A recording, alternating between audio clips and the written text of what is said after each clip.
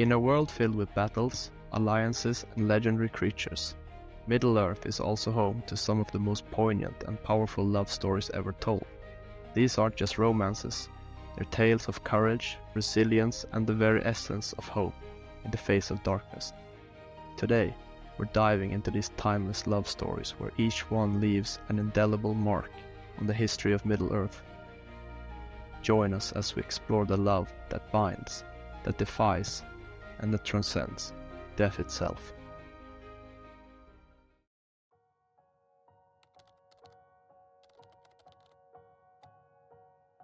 Our first love story takes us back to the First Age, when the world was still young, and Middle-earth was filled with splendor and peril.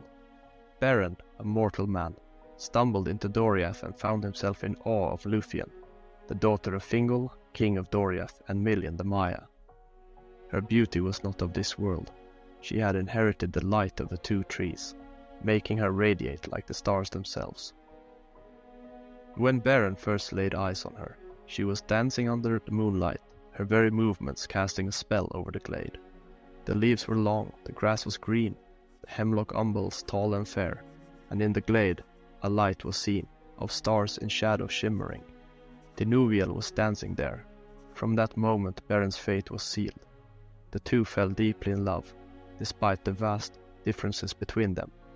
But their love would not be simple. When Beren went to ask King Thingol for her hand in marriage, he was faced with a seemingly impossible task. Thingol, proud and protective, didn't want a mere mortal to claim his daughter. So he demanded that Beren retrieve a Silmaril from the crown of Morgoth, the Dark Lord himself, as the price for Lúthien's hand. Beren's courage was unwavering, and he set out on a quest that would take him to the very depths of Angband, Morgoth's lair. But Lúthien's love would not allow her to let him face this darkness alone. Against her father's wishes she followed him, risking her life and using her elvish magic to help him achieve the impossible.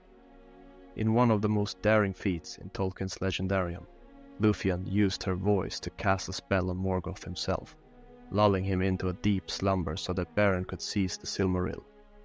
Then, suddenly she eluded his grasp, and she danced upon the floor of his hall before his very eyes, casting away her cloak, and she began to sing.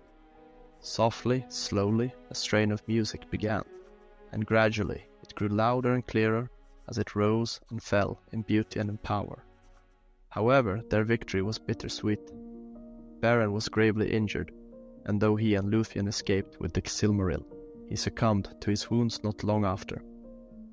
Heartbroken, Lúthien journeyed to the halls of Mandos, the keeper of the dead. In an extraordinary act of love and sorrow, she sang to him, pouring out her grief in a way that even the Valar could not ignore.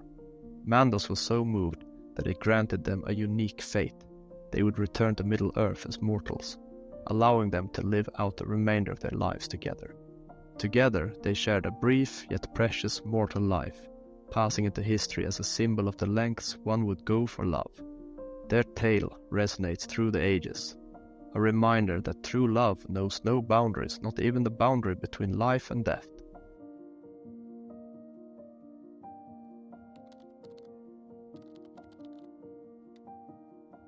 Centuries later, another tale of love between mortal and elf would echo the legacy of Beren and Lúthien.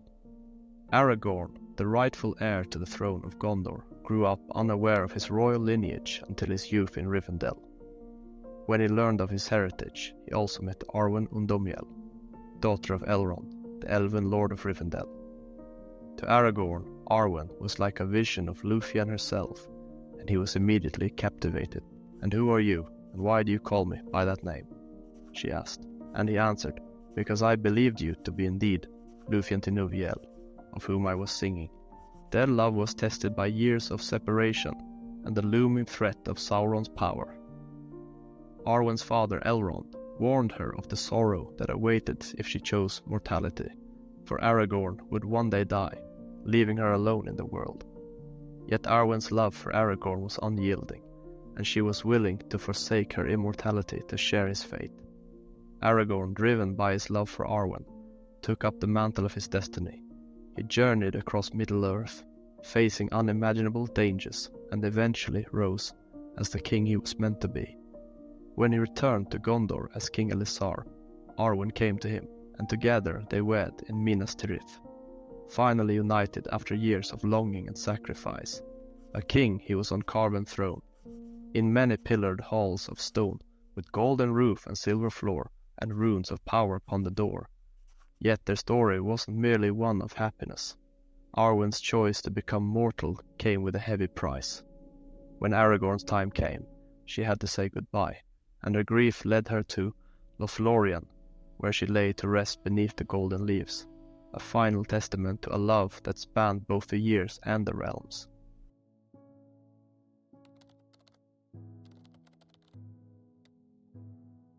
Not all love stories in Middle-earth end in triumph or redemption. Some, like the tale of Túrin and Nienor, are steeped in darkness and tragedy. Túrin was the son of Húrin, a great hero who defied Morgoth, the dark enemy of the world. In response, Morgoth cursed Húrin and his family, ensuring that tragedy would follow them wherever they went. Let Húrin know that I have cursed his house, and that the shadow shall pursue his kin and his children. Wherever they may go, there shall be grief unending. Driven by this curse, Túrin led a life of exile, always trying to escape the shadow that haunted him. His fate, however, was sealed when he met Nienor, his long-lost sister, though neither knew of their shared bloodline due to the curse's dark shroud. Despite their shared suffering, Túrin and Nienor fell in love, but their happiness was short-lived. When the truth was revealed, both were devastated beyond repair. In despair, Nienor took her own life, and Túrin soon followed, leaving behind a legacy of sorrow and loss. I curse you, Morgoth. I curse you for the doom that has befallen my kin. This story is a dark reminder of the cost of defying evil and the havoc that unchecked malice can wreak on innocent lives. In Tolkien's world, love is powerful, but so too is the shadow that can distort and destroy it.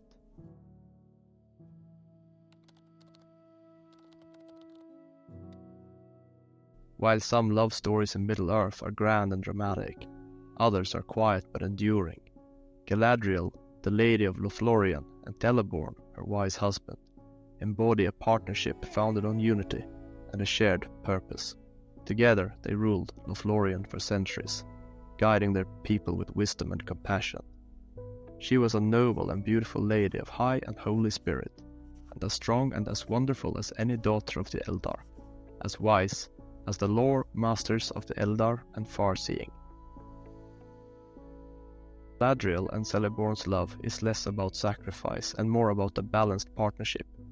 They face the challenges of Middle-earth side by side, weathering the rise of Sauron and the eventual fading of the elves. Their love is one of resilience, a quiet yet enduring bond that allowed them to create a sanctuary of beauty and peace amid a world filled with strife.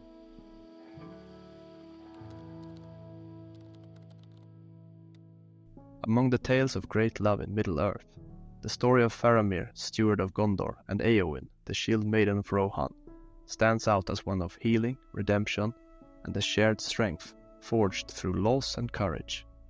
Unlike many love stories, theirs was born, not in times of peace but in the aftermath of darkness, when both had faced the shadow of despair. Éowyn had stood against the Witch King, risking her life in a courageous battle to protect her uncle, King Theoden. Her valor allowed her to defeat the Witch King, but her heart bore wounds from years of feeling trapped and unappreciated in her own land. Meanwhile, Faramir, the younger brother of Boromir, had lived under the shadow of his father's disapproval.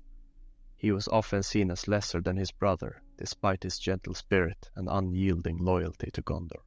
Both Faramir and Éowyn felt the weight of loss and isolation, their hearts wounded by sorrow.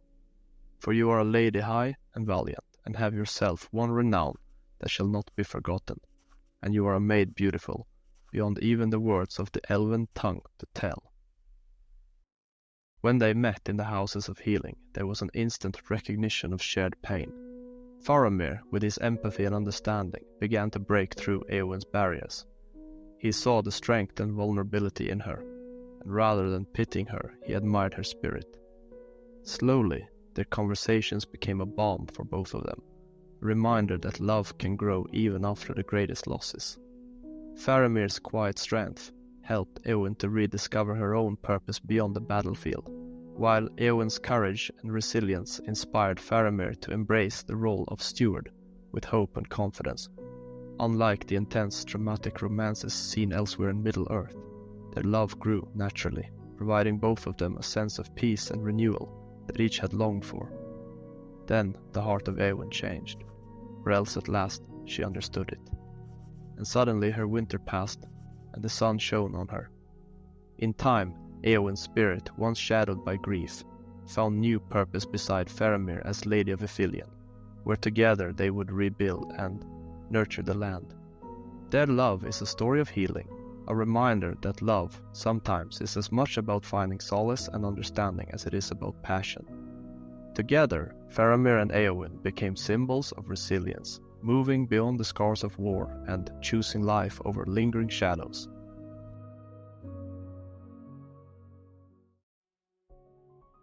And so concludes our journey through the greatest love stories of Middle-earth. Each tale shows us that love, in Tolkien's world, takes many forms, from love that defies death to love that brings healing and peace.